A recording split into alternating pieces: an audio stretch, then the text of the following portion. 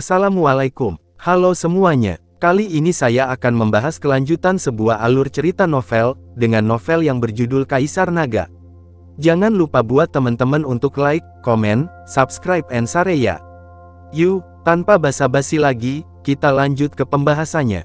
Di episode sebelumnya, terdengar kicauan burung di langit, lalu seekor burung bangau putih terbang mendekat.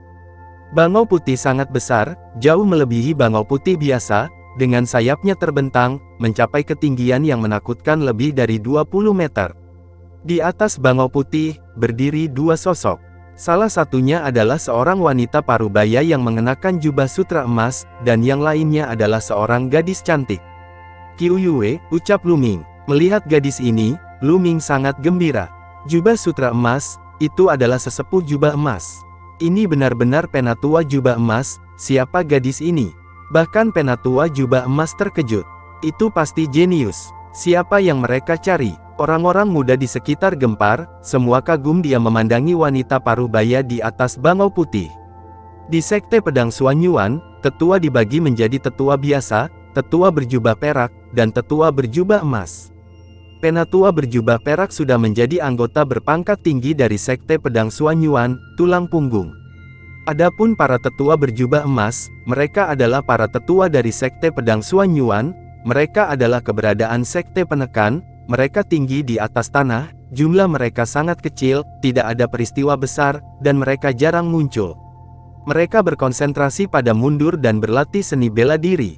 Dan sekarang, seorang tetua berjubah emas muncul di depannya.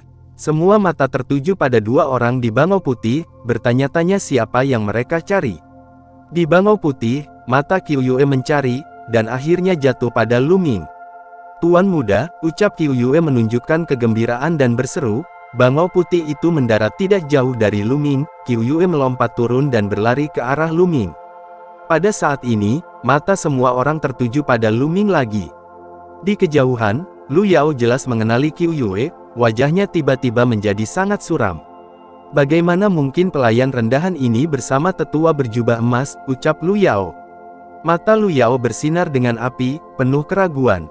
"Qiuyue," Lu Ming juga tersenyum dan bertanya, "Qiuyue, apakah kamu lulus ujian?" ucap Lu Ming. "Ya, aku ditawari masuk ke Akademi Qilin, namun tuan muda, aku ingin bergabunglah dengan Suzaku Courtyard bersamamu," ucap Qiuyue. "Qiuyue benar-benar dapat bergabung dengan Akademi Qilin," ucap Lu Ming. Lu Ming sangat gembira, tetapi ekspresinya sengaja dibuat kaku, dan dia berkata, "Gadis bodoh, orang lain tidak dapat bergabung dengan Akademi Qilin, tetapi kamu tidak ingin bergabung, dengarkan tuan muda dan bergabung dengan Akademi Qilin," ucap Lu Ming. "Tapi tuan muda, Qiuyue tidak tega berpisah denganmu," ucap Qiuyue dengan mata merah. "Gadis bodoh, kita semua berada di sekte pedang Xuanyuan, dan sepertinya kita tidak akan bisa melihatmu lagi. Selain itu, jika kamu bergabung dengan Akademi Qilin, selama kamu berhasil dalam kultivasi, kamu akan memiliki kesempatan untuk bertemu di masa depan juga." "Qiuyue, ada apa dengan darahmu? Apa tesnya keluar?" ucap Lu Ming. Lu Ming menghibur Qiuyue, lalu bertanya, "Tes keluar, senior ini mengatakan bahwa saya mungkin memiliki darah khusus, dan mengatakan kepada saya untuk tidak memberitahu orang lain, tetapi tuan muda itu bukan orang lain," ucap Qiuyue. Kata Qiuyue dengan lembut, berbaring di sebelah telinga Lu Ming. "Garis keturunan khusus," ucap Lu Ming. Kata-kata Qiuyue mengejutkan Lu Ming, tetapi yang terjadi selanjutnya adalah kegembiraan yang besar untuk Qiuyue. Pembuluh darah manusia dibagi menjadi jenis yang tak terhitung jumlahnya. Tetapi sebagian besar garis keturunan berbentuk makhluk, seperti berbagai bentuk monster, atau berbagai bentuk tumbuhan. Ini karena pada zaman dahulu, ras manusia dan 10.000 ras hidup berdampingan, dan faktor makhluk ini ada di dalam darah, sehingga darah makhluk ini terbangun. Namun beberapa orang akan membangkitkan beberapa bloodline yang sangat aneh, seperti bloodline berbentuk pedang, bloodline berbentuk pisau dan bloodline berbentuk senjata lainnya. Bahkan ada pembuluh darah unsur seperti angin, api, guntur, dan air. Garis keturunan ini disebut garis keturunan khusus. Garis keturunan khusus sangat langka, dan sangat misterius, dengan kekuatan yang tak terbayangkan. Misalnya, orang dengan garis keturunan berbentuk pedang memahami ilmu pedang berkali-kali lebih cepat daripada orang biasa. Beberapa orang bahkan mewariskan ilmu pedang yang sangat kuat dalam garis keturunan berbentuk pedang, dan dengan demikian menguasai dunia. Singkatnya, garis keturunan khusus umumnya adalah para jenius yang tiada taranya. Saya tidak berharap Qiu Yue menjadi keturunan khusus, tidak heran sangat sulit untuk dibangunkan sebelumnya, semuanya masuk akal. Qiu Yue, kamu tidak boleh memberitahu orang lain di masa depan. Juga, kamu harus berlatih keras di Akademi Qilin, ucap Lu Ming. Lu Ming membelai rambut Qiu Yue dan berkata, "Tuan," mata Qiu Yue memerah. "Pergilah, berlatih keras, Tuan muda harus memeriksanya di masa depan," ucap Lu Ming sambil tersenyum. "Yah, Tuan muda, jangan khawatir, Qiu Yue pasti akan bekerja keras," ucap Qiu Yue mengangguk dengan penuh semangat. "Qiu Yue, ayo pergi," ucap wanita parubaya di atas bangau putih melambaikan tangannya, dan kekuatan tak terlihat melonjak keluar. Tubuh Qiu Yue tergantung di udara dan mendarat di atas bangau putih. Bangau putih itu berteriak panjang, membumbung tinggi, dan menghilang ke langit dalam sekejap mata. "Saatnya aku pergi ke Taman Suzaku," ucap Lu Ming. Lu Ming tersenyum sedikit, dan berjalan menuju jalan Akademi Suzaku. Jelas, Qiu Yue dapat bergabung dengan Akademi Qilin, dan suasana hatinya sangat baik. "Junior ini, selamat datang untuk bergabung dengan Akademi Suzaku, harap daftarkan informasi Anda di sini." Beberapa anak muda di pintu masuk halaman Suzaku melihat Lu Ming datang, dan mereka semua berkata dengan gembira. Lu Ming mengangguk, mengisi nama, umur, dan dari mana asalnya, lalu berjalan masuk dari jalan ini. Di sepanjang jalan, turnover setelah melewati beberapa bukit, di depan Anda ada gunung yang menjulang lurus ke langit, yaitu Puncak Suzaku. Di kaki Puncak Suzaku, ada tempat latihan yang luas. Kali ini para murid baru Suzaku Academy akan berkumpul di sini, menunggu pengaturan terpadu. Berhenti, orang lain tidak diperbolehkan masuk. Di gerbang lapangan seni bela diri, seorang pemuda menghalangi jalan Lu Ming. Pemuda ini berusia sekitar 20 tahun, mengenakan jubah biru, jelas seorang murid tua, dengan ekspresi dingin di wajahnya. "Kakak senior, aku seorang murid pendatang baru," ucap Lu Ming mengepalkan tinjunya. Pemuda berjubah biru itu mencibir.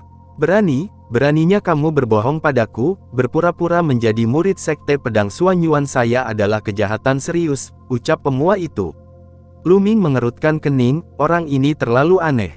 Begitu dia melihatnya, dia tanpa pandang bulu mengatakan bahwa dia berpura-pura menjadi murid dari sekte pedang Suanyuan.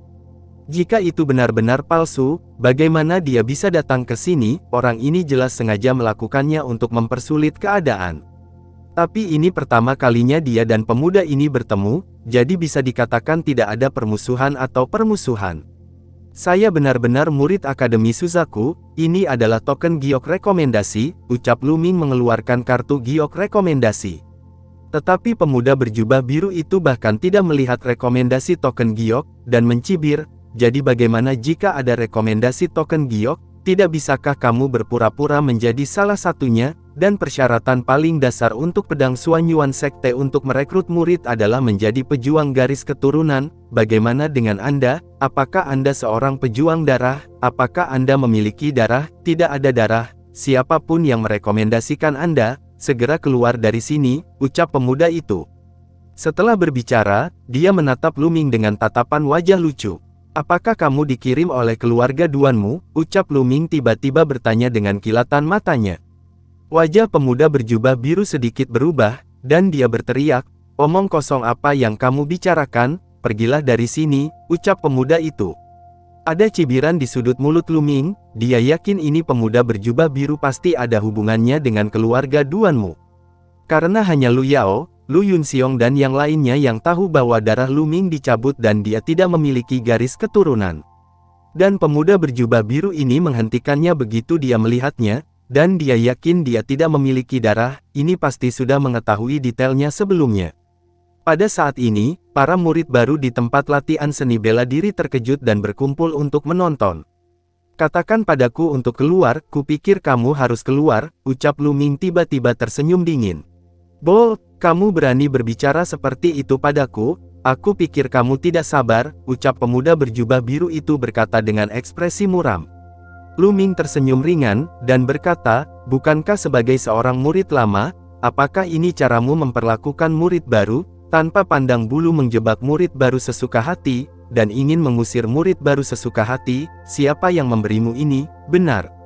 Jika ada orang sepertimu di halaman Suzaku, maka tidak apa-apa untuk tidak tinggal, ucap Lu Ming. Lu Ming berkata dengan jelas dan menyebarkannya dari jauh. Segera, di tempat pelatihan seni bela diri, ekspresi para murid baru itu berubah, mereka memandangi pemuda berjubah biru dan mulai menunjuk. Kulit pemuda berjubah biru itu bahkan lebih jelek, dan dia bahkan sedikit cemas. Terlalu berat untuk mengusir murid baru sesuka hati, dan dia tidak memiliki hak untuk melakukannya. Jika sampai ke tetua, dia tidak akan bisa berkeliling. Lu Ming, itu karena kamu tidak memiliki darah sehingga aku melepaskanmu. Jangan memuntahkan darah di sini, ucap teriak pemuda berjubah biru itu. Mulut berdarah, buka mata anjingmu lebar-lebar dan lihatlah, ucap Lu Ming. Teriak Lu Ming, dan kemudian, cahaya merah besar muncul di belakangnya, kekuatan darah meletus, dan hantu berbentuk cacing melintas. Saat berikutnya, cahaya darah menghilang dan menghilang lagi. Lalu setelah itu, bagaimanakah kelanjutan ceritanya? Next di episode berikutnya ya. Wassalamualaikum warahmatullahi wabarakatuh.